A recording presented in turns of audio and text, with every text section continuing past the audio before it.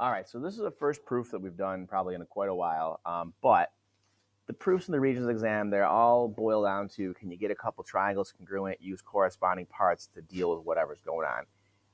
You know, how many of you are going to finish a proof? That just depends on how good you are at them. It's not typically a super high number, but we want to try to get something. So try to get some triangles congruent at the very, very least. All right, this one's a confusing looking picture, but let's at least see what they got going on. So they got AE and CG. AE is here, CG is there, okay? They've got BE and DG, BE and DG. They've got AH and CF, AH and CF. And then they've got AD and CB, AD and CB. All right, and they wanted to know about EF and GH, EF and GH. All right, so hopefully you're looking at this, and I got highlighting every place. I'm going to take it back off here in a second. Hopefully you're looking at this and you're like, all right, well, I need this triangle and this triangle to be the same. All right, that seems like it'd be pretty straightforward and pretty easy, but it's not. Okay, there's a whole bunch of stuff that goes in. All right, so I'm going to write down some notes over here. I want to make a parallelogram, all right, because it's going to give me some angles that I can use. And I'm going to get congruent triangles. All right, and then I'm going to use CP-CTC. This is a pretty standard situation here. All right, with what you're going to do. You tend to do these three things. All right, get it to be some sort of shape, usually a parallelogram, get some congruent triangles, corresponding parts, or reverse order. All right, so I'm going to walk through. I'm going to try to get to a parallelogram. All right, so I'm going to look at what it says up here. So this one, really helpful. All right, because that gives me a pair of equal sides. So I'm going to say, let's see, AD is congruent CB,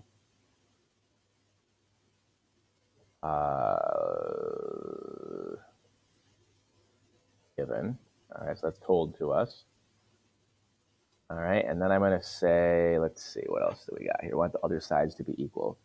All right, so these two right here, all right, so that would be this one and then this one, will let me say the whole sides are equal. So if you remember this, it's called the addition property, where I take a couple equal pieces and put them together. So I'm going to put that in there. So AE is congruent to GC. Oops.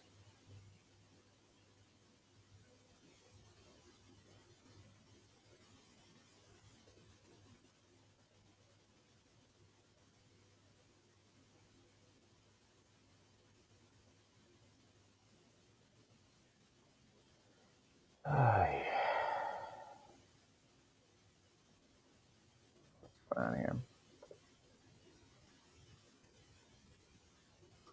And then we've got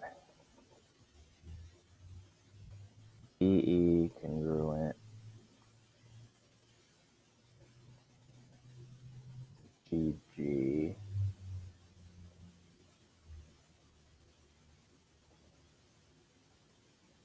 All right, so then we can say AB is congruent to BC because of the addition property. All right, remember that just means that we're taking things that are equal. All right, so I'm taking two equal sides and putting them together. All right, so AE and GC are the same, and then EB and DG are the same. So if I take those two sets of equal parts and add them together, the whole things have to be equal. All right, so now I have a parallelogram because I have two pairs of opposite equal sides. So ABCD is a parallelogram because it has two pair of opposite congruent sides. Now that it's a parallelogram, all right, that means I can use all kinds of parallelogram stuff. All right, I can use opposite angles, congruent, parallel sides, diagonals, anything that's there. This angle here and this angle here are super helpful because they're in the two triangles that I want to make equal to each other. All right, so that means I can go down here, and this is a really, really complicated proof. All right, so I can say AB is parallel to BC because opposite sides of parallelograms are parallel, which lets me say angle BAC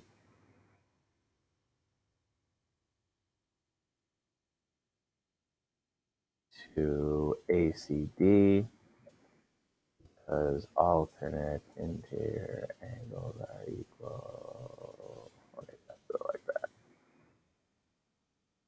Alt int angles are equal when lines are parallel. There we go. Okay. So then I had this other information here that said AH. So we're going to do this. We're going to put a star on it. AH and FC are the same. Now that might not make a lot of sense to you. All right, but I'm going to show you. It's another addition property thing. All right, so AH congruent to FC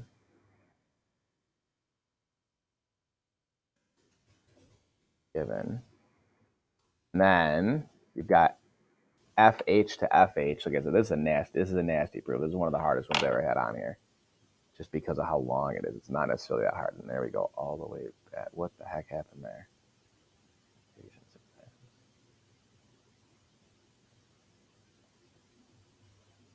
Okay, so then we can say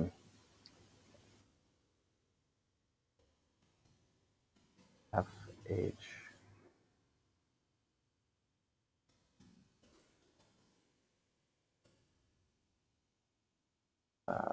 because anything is equal to itself.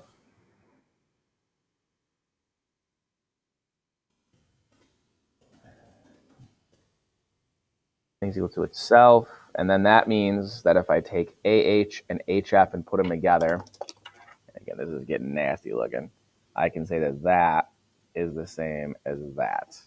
All right, because of the addition property again. So AF is the same as HC. AF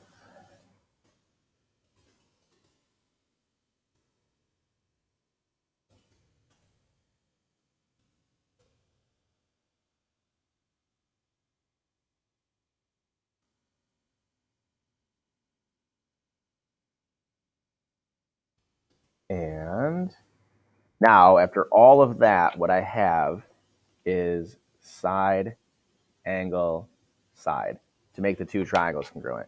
So EAF, and GCH. Bouncing all over the place here.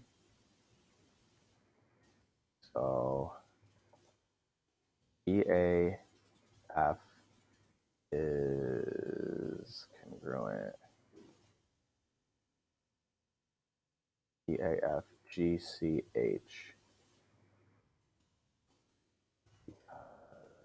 Side angle side. And then ultimately I wanted EF to be congruent to GH, which I can get now. So yeah, GH. Because corresponding parts of congruent triangles are congruent. Okay, that is a nasty looking problem because there wasn't much you could do without the addition property. It's not common that you use addition property twice. All right, but we just want to be able to get as much as we can out of one of those and try to not take a zero.